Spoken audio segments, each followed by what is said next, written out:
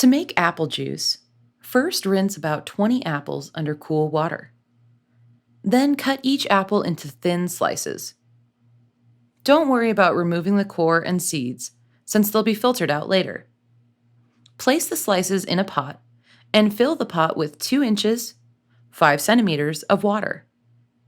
Bring the water to a boil over medium-high heat.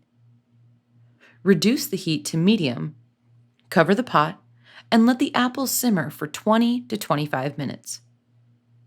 Place a strainer over a pitcher and pour the apple mixture into the strainer to filter out the seeds, skin, and apples.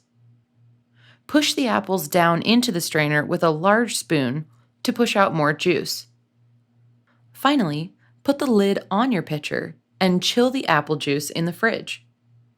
To sweeten your apple juice, add 1 to 2 teaspoons, 4 to 8 grams of sugar at a time until it tastes sweet enough. Your apple juice should last up to 1 week in the fridge.